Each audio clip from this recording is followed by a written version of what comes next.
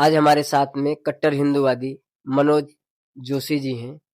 आइए इनसे हम बात करते हैं कि लगभग 1 साल पहले इन्होंने 132 और 33 में परिवर्तन ला दिया था। लेकिन उस परिवर्तन का इस समय क्या असर पड़ा है, आइए हम बात करते हैं मनोज जी से। नमस्कार मनोज जी। जय श्री राम। तो लगभग 1 साल में आपने परिवर्तन लाया, परिवर्तन का क्या असर पड़ा? परिवर्तन का असर तो अभी चुनावी माहौल में दिख रहा है कि दूसरी पार्टियों के लोग भाजपा में प्रवेश कर रहे हैं। सत्ता जो पहले सत्ता में थे, हमारे विपक्ष में थे, आज सत्ता में आने के लिए पक्ष में आ रहे हैं, तो भाजपा बविया हो रही है। ऐसा परिवर्तन मुझे अभी फिलहाल तो दिख रहा है, क्योंकि जिनके खिलाफ और जिनके विरोध में कार्य किया, जो सत्ता में थे उस समय, आज सत्ता पाने के लिए इस तरफ बैठ रहे हैं, एक करवट ले रहे हैं। ये परिवर्तन देख रहा हूँ फिलहाल तो।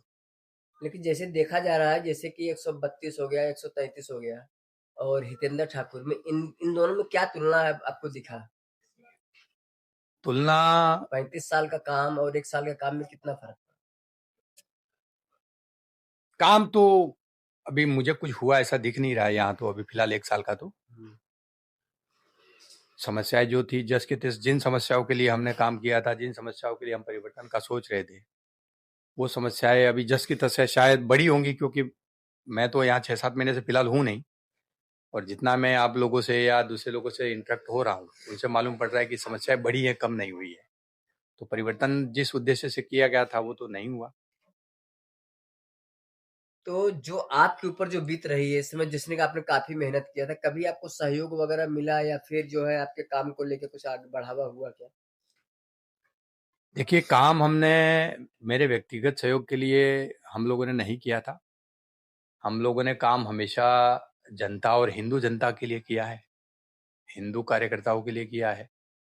यहाँ जो रह रहे हैं इस वसई विरार में, उस सामान्य जनमानस के लिए किया जो मूलभूत सुविधाओं से वंचित रहा है, उनके लिए कार्य किया था, हमारे लिए नहीं किया था। इसलिए मेरे विषय में अगर आप पूछते हो कि आपको सहयोग मिला, तो ये तो कोई मेरे लिए वाजिब प्रश्न नहीं है। अभी भी परिवर्तन की इच्छा है आपको?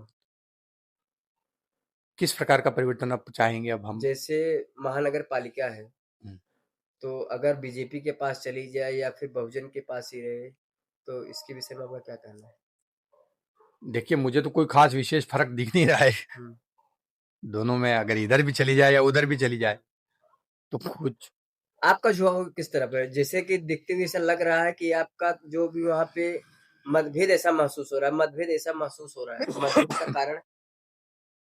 मतभेद मतभेद नहीं है, लेकिन अब मैं थोड़ा सा संकोच करूंगा उनके विषय में कार्य करने के लिए, क्योंकि जिस उद्देश्य से हम कार्य कर रहे थे उस उद्देश्य की पूर्ति नहीं हो रही है। और बहुत सारे कार्यकर्ता और बहुत सारे लोग, हिंदुवादी संगठनों के बड़े बड़े कार्यकर्ता भी हैं, हिंदुवादी संगठन भी है, जो बोल रहे हैं कि यहाँ तो कुछ हमारे हिंदुवादी संगठनों जैसा कुछ कार्य हो नहीं रहा है, जो जिस अपेक्षा से हिंदुवादी संगठनों ने उनको समर्थन किया था। तो जब हमारे संगठन अगर साथ में नहीं है, मतलब हिंदूवादी संगठन भी नाराज चल रहे हैं? नाराज चल रहे हैं, संतुष्ट नहीं है जिस प्रकार से। जैसे संतुष्ट न होने का कारण? यहाँ जैसे मुद्दे उठे, जैसे लव जिहाद वाला विरार में, तो यहाँ सिटिंग थे आप, आपको उस मुद्दे पे संज्ञान लेना चाहिए था। या नहीं लेना चाहिए था? और वहीं यहाँ वाकनपाड़ा का मुद्दा हुआ, तो आप सिटिंग हो, संज्ञान लेना चाहिए आपको उस चीज पे। हिंदू बच्चियां आज परेशान हो रही है, हिंदू लोग मार खा रहे हैं आपके घर पे पांडाल में। हम देखो, सेकुलर से तो कोई अपेक्षा नहीं करते हैं, जहां हुआ वो सेकुलर है, इसलिए हम उनके साथ में कभी खड़े भी नहीं हुए उनके समर्थन में। 40 साल से हम यहाँ रह रहे हैं। लेकिन अब उनके अंदर बदलाव ऐसा कुछ दिख रहा है आपको? कुछ बदलाव जिससे हाँ, हुआ अब है? थोड़ा ऐसा देख रहे हैं कि उनको जो बोलते थे कि भाई भगवान को मैं विश्वास नहीं करता, वो आज भगवान में विश्वास आ रहा है, तो हमको उस पे गर्व हो रहा है कि हमने भगवान में विश्वास करा दिया। जिला में द्वारकाधीश मंदिर बड़े भव्य अस्त्र से बनाया गया। हाँ, अच्छा कार्य है वो, बिल्कुल, तो और अच्छा लगा। सेकुलर कैसे हो सकते हो? सेकुलर थे क्योंकि बोलते थे, उनके व्यवहार में, वर्तन में, काम में सेकुलरपन दिखता है। सेकुलर होना कोई खराब नहीं है, लेकिन किसी एक पक्ष के साथ में पक्षपात हो तो खराब है, और वैसा थोड़ा बहुत था। अब आगे देखेंगे आगे क्या होता है। अभी आपकी तरफ से क्या होना चाहिए? बहुजन आना चाहिए या बीजेपी आनी चाहिए? मैं ऐसा किसी एक के विषय में बोल नहीं सकता हूँ कि ये आना चाहिए या ये नहीं आना चाहिए। देखिए, अब आप देख रहे हो कि 50% तो लोग इधर आ गए, आधे आधे पक्ष में आ गए, लेकिन जिन्होंने मविया में आ गए। भाजपा को लाया था मतलब जो कार्यकर्ता थे, छोटे स्तर के जो कार्यकर्ता थे, 2013-14 से काम कर रहे थे, आज उनको दरकिनार कर दिया जा रहा है। क्या ये सही है? वही तो मैं आपको बोल रहा हूँ ना कि 50% जो वहां थे वो 50% इधर आ चुके हैं, तो आप उसको क्या बोलोगे? क्या इसका असर पड़ेगा चुनाव में?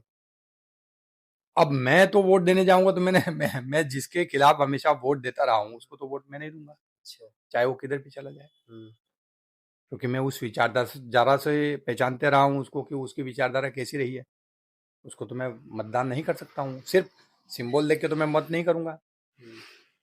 किसी विचारधारा का एक सिंबल होना ये आपकी विचारधारा को प्रदर्शित नहीं करता है।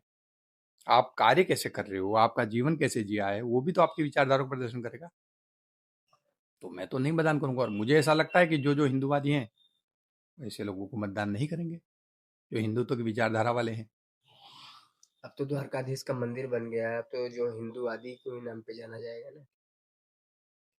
नहीं, ऐसे तो फिर देखोगे तो ये बोलेंगे राम मंदिर है बना है भाजपा की तरफ से। अब भाजपा राम मंदिर के नाम पे वोट मांग रही थी, राम मंदिर का मांग सकते हो आप अभी आप द्वारकाधीश का मंदिर मंदिर के बना, नाम इतना से। बड़ा मंदिर। नहीं और प्रवीणा ताई जो कि कृष्ण की भक्तिनी के नाम से जानी जाती है, वो तो अच्छा खासा ही पूजा करते हैं। तो एक व्यक्ति विशेष को दे सकते हैं, प्रवीणा ताई को बोलिए तो हम दे देंगे। सबको उनके 150-200 लोगों को क्यों दें? उनमें ऐसा क्या है? या फिर इनके 150-200 लोगों को क्यों दें? ये पक्ष के लोगों को 150 लोगों को हम दें तो हमको 150 ऐसे चेहरे चाहिए कि जो हिंदुत्व पे और सामान्य जनता के लिए काम करने वाले हो, चाहे वो ए पक्ष को के हो या वो पक्ष के हो, कौन से भी पक्ष के हो, चाहे बविया को हो, भाजपा के हो, या किसी अन्य अगर आप पार्टी। अपने वोटर को संदेश देना चाहते हैं तो भाजपा के लिए क्या संदेश देंगे, बहुजन के लिए क्या संदेश देंगे?